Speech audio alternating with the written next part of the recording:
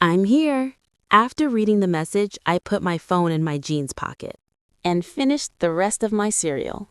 I grabbed my bag, wiped my hands on my jeans, and rushed out the front door. "Mom, Addison's here," I shouted toward the kitchen. "I'm leaving. Bye." "Good luck on your first day," I heard Mom respond as I closed the door behind me. Addison, my cousin, was waiting for me in the car. Her mahogany skin glowed beautifully in the sunlight, and her curly brown hair was tied into a high ponytail.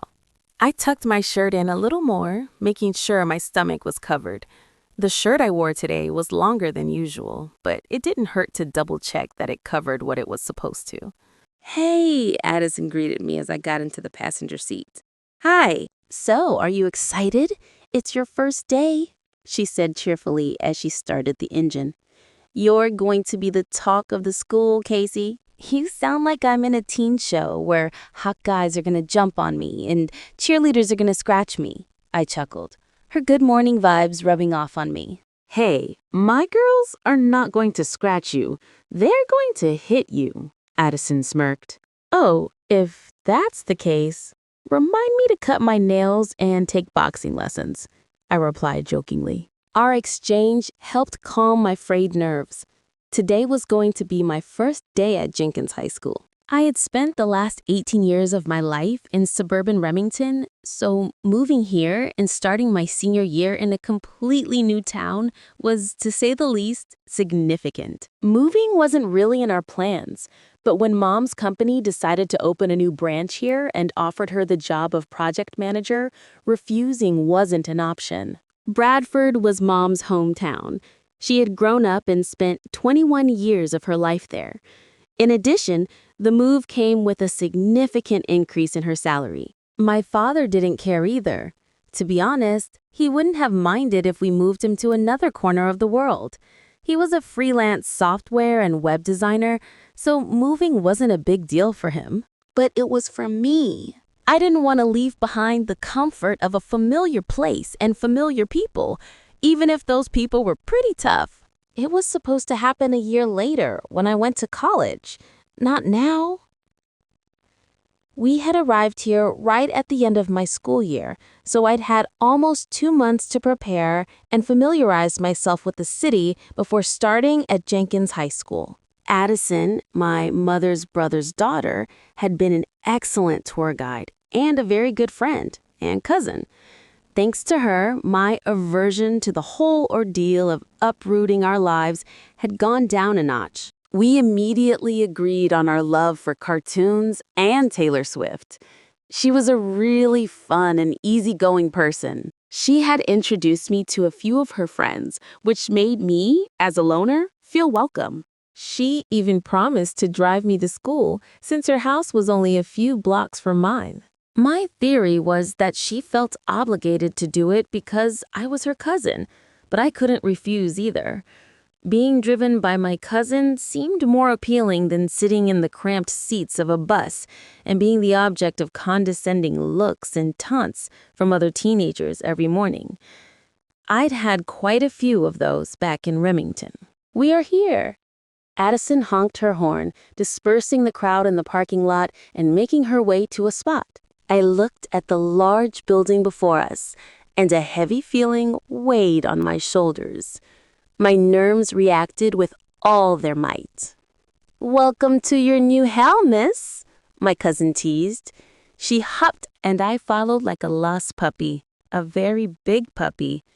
Once again, I pulled my shirt down, feeling awkward walking right next to Addison.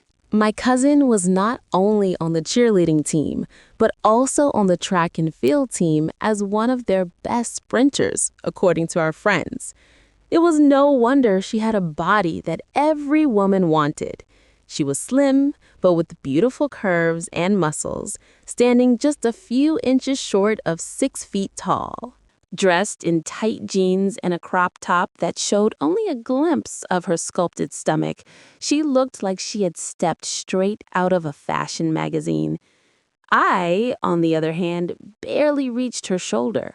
I had a big stomach, flabby arms, and trunks for legs.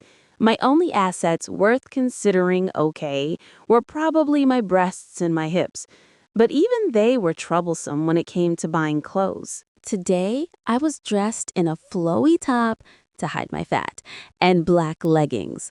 Although I considered it my best casual outfit, next to Addison, I felt underdressed and very uncomfortable. Look at her. She's beautiful. You have your schedule, your map, and your locker code, right? She asked as we reached the steps leading to the open gates of hell. Yes, I got them on Saturday. You don't have to babysit me, no matter what my mother told you. We entered the halls and immediately I was surrounded by the familiar hustle and bustle of high school. Addison scowled.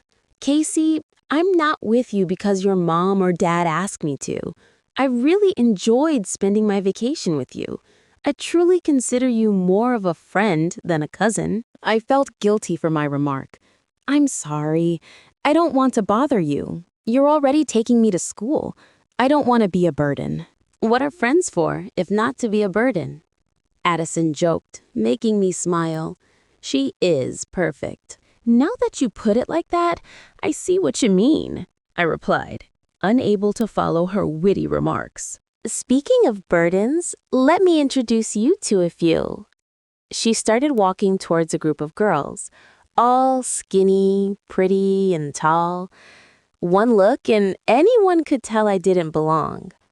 I mentally scolded myself for the thought, trying to stifle the complexes that were eating away at me. Without Addison, I would have been completely alone. I should be grateful I didn't have to spend my first day clumsily shuffling around. So, with an enthusiastic smile, I followed Addison, letting her be my mentor. How's the first day going for everyone? Our teacher asked. It was the third class of the day. A collective groan was his response, with a few boring and good mixed in. Clearly, these students did not share his enthusiasm. Is it in your nature to always be so anxious? He sighed and started writing on the board. Joseph Crones. For the new students, his gaze lingered on me a little longer. My name is Joseph Crones. You can call me Mr. Crones. I nodded when he looked at me again. Am I the only new person in this class? Since it's our first day of English, why don't we... He was interrupted when the classroom door opened. A boy came in and handed Mr. Crones an index card. I couldn't help but study his features. He was tall, easily over 6 feet, and built like an athlete. From the bulging muscles in his arms, one could easily guess that the rest of his body was just as strong. His eyes landed on me, and I realized I was staring. I immediately looked down, my face starting to turn red. I hated how easily my face betrayed my embarrassment. Mr. Crawford, tell Coach to either let you go early or keep you on the field with him, Mr. Crones chided. Crawford, tell him yourself, I heard Crawford mutter as the sound of footsteps grew louder. Our teacher didn't hear it, or if he did, he decided to ignore it. My head was still down, so when a pair of Nike shoes came into view, my eyebrows furrowed. Before I knew it, I looked up. Crawford made himself comfortable at the desk right next to me. A few other desks were still free. Just my luck. He had to take this one. I knew I was overreacting, but this guy had just caught me watching him. It was embarrassing. If I looked like Addison, I wouldn't have panicked so much. But it was just me, a big girl, and we aren't supposed to chase after pretty boys like him. As I was saying, Mr. Crones began, it's our first day, so I'm giving you all an assignment, due before the end of the semester. Okay with you? He gave a gentle smile. Another collective groan filled the room. He wanted us to write a thesis, a 5,000-word essay on one of Shakespeare's works.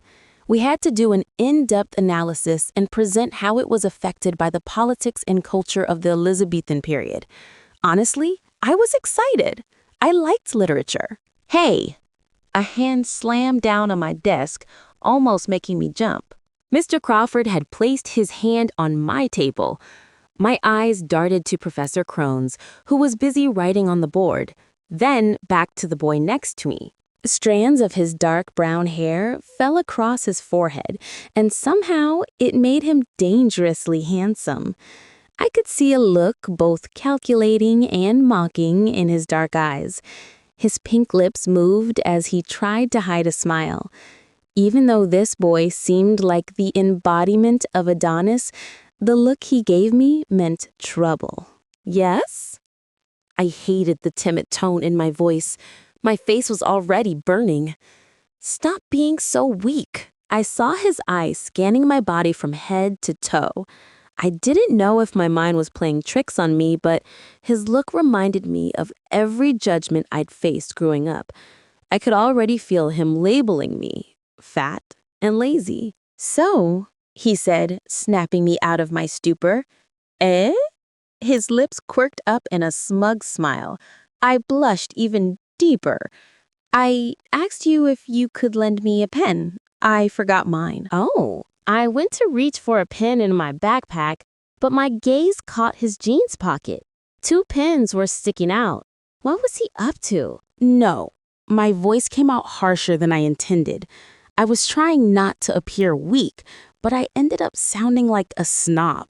Good job, Casey. I turned back toward Mr. Crohn's. To be honest, I didn't want to be near this Crawford guy.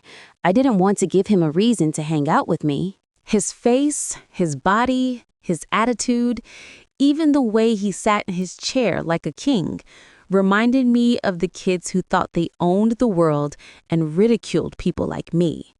Better safe than sorry. I heard a mocking laugh from beside me. Without looking, I knew he was staring at me.